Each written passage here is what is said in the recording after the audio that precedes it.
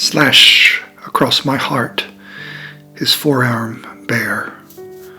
You understand, Dad, don't you? I do, I don't. I do, I don't, I won't, I do. Someday we all will have to die. Someday we bleed. Today is just as good. I see the rose he's ploughed across the tapestry. Beautiful hands. The long crisscrossed and languid arm. The flesh that is my flesh flayed bare. You understand, Dad? Don't say a word. The warmth of his eyes, his nonchalance, and music heavy on my chest, his eyes, languid and flayed bare. I understand. The fingers silent before the deed, the blade re-sheathed, reposed, relieved. We sit and chit-chat in the receding sun. I do, I don't. Coagulated desolation. The clock turns only one direction.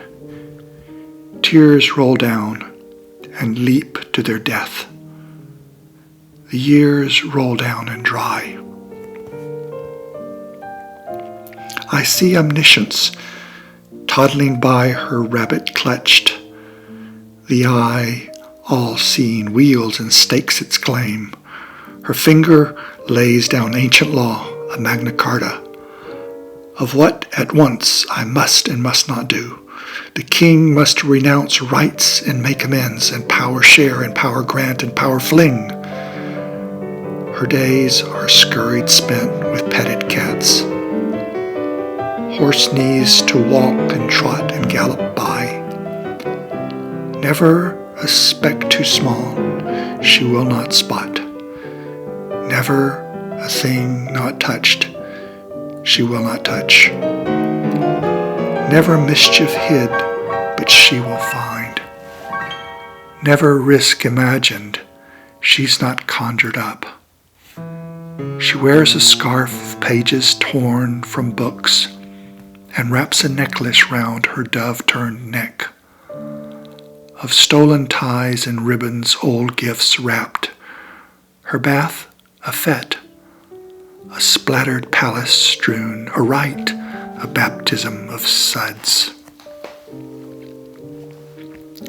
A curb in Kiev, the begging widow slumped against a sack. Breakfast at the Metropole, cathedral windows, Russia's winter sun. Wedding in Catania, ruffled chiffon, blue silk and Etna booming. Cabbages and condoms, Thai sauce, burning throats and sloshing tiger beer. A woman in Zilazozova Wola, Chopin, beautiful sadness, an exquisite longing. Biking through the Tunis desert, a flat, and out of nowhere hordes. Utah at 3 a.m., moon behind the peaks, the cold nearness of bears. Bark pings off a nearby tree. Jogging in LA, a shot remembered. Flooded Soweto clinic. Patients standing on benches, bearing their HIV load. Dew in the grass at Castellonet. Swaying pines at the end of the chateau garden. Late night arrival. Airport parking. Hearts traced in lipstick on my window shield. Windsor Great Park. Land Rover and barely dawn, a queen at the wheel. San Juan Beach at night, 2 teens, a 38. Dinero ahora, ole bajo. Arab cafe in London. Tanks entering Baghdad, TV blares into stunned silence. Prickly French with ruffled feathers and thin skin laugh at my jokes. Hyde, Central, Retiro, Tuileries, Acropolis, Tiergarten, Kungstradgarten, parks jogged. Kissing in a Spanish night, breathless against the hood of a car.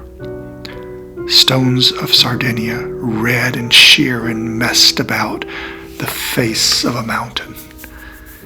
Speaking in Catalan in Vic, Wallon in Liège, Tuifante in Accra, Wolof in Dakar.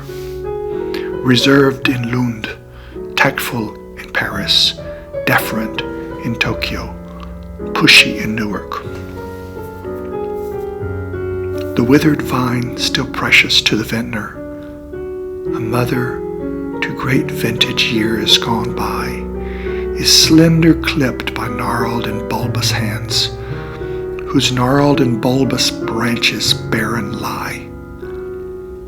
He's withered too, that oak of years unseen, whose eyes esteem the broken brown twigs green.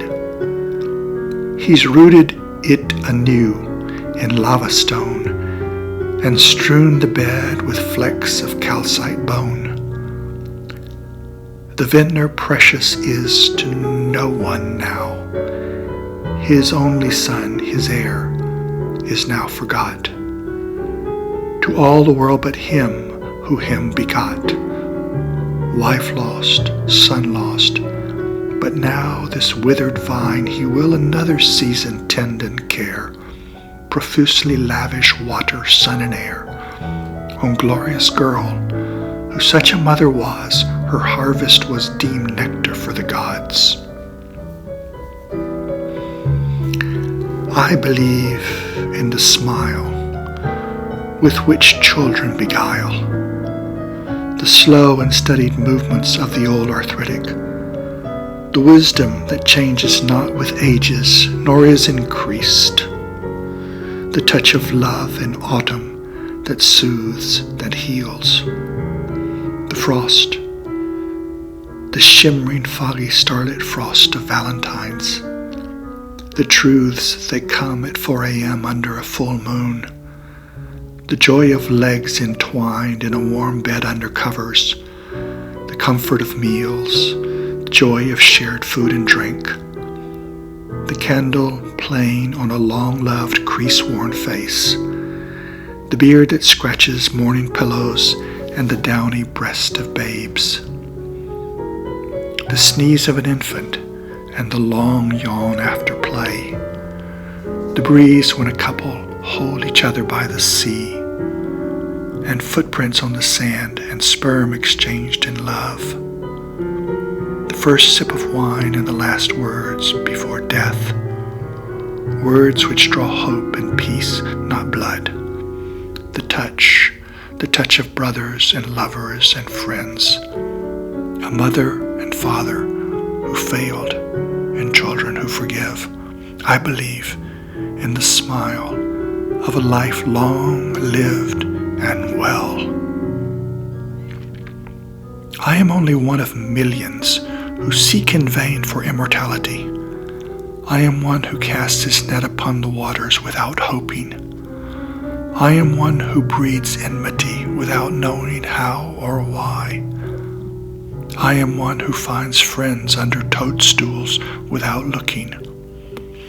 I am one who fasts in the presence of my detractors. I am one who wears sackcloth to the death of an idea. I am one who searches for the one who searches me. I am one who is never lost in a world he has never found. I am one who, being rich, must pass through a needle's eye. I am one who brought all that I was meant to sell. I am one who attempts the impossible on a small scale.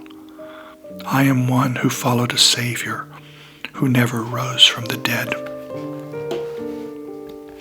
I, befriended and befriending, fine in my skin, What can I say to this man who has lived a long life to no purpose, who cowers on a pity mat, alone and unloved, who sees no friend and makes no effort? What music may be played for the deaf? What balm for wounds now rubber keloid? What for buds that know bile only and mucin, how to conjure a spirit withered and atrophied? Miser, might I teach you the joy of liberality, generosity, big-heartedness, kindliness, and munificence? Heartless, might I read you a story of love, affection, warmth, fondness, and charity? I would shake him to an inch, pound him against a stone wall to within an inch of his life, if only he would say what hurts and let me soothe. But who, in the sum of things, who, goddammit, has it harder, he or I? Before books are to internet what horses are to cars, I want to touch them one last time and smell aged leather and stiff parchment and lift the onion skin off old engravings and dip and dabble random through their passages. I am a self-confessed book-mad collector who worships text as Hindu do the cow. Unloved and battered, dusty, tattered though they be, confined to moldy, dank, and unused shelves in sitting rooms and parlors, whatever that may be. One book I've published, that's enough, thanks much. One hardback acid-free with multicolored dusk slip.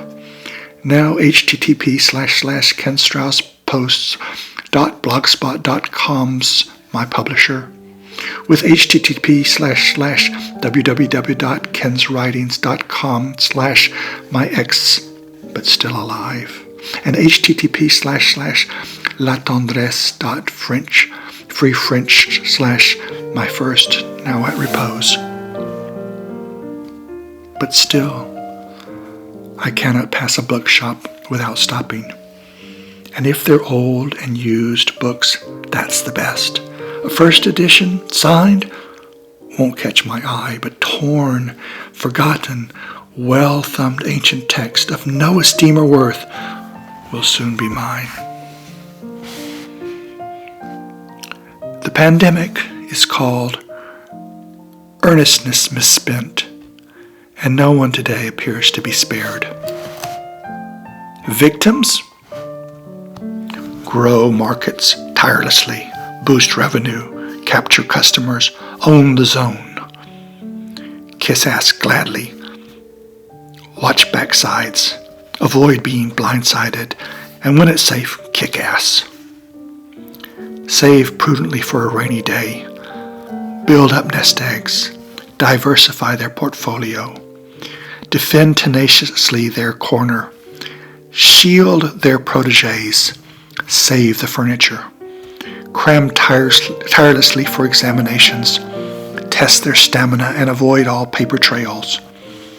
Squeeze industriousness every minute. Cry carpe diem, race death to the finish line.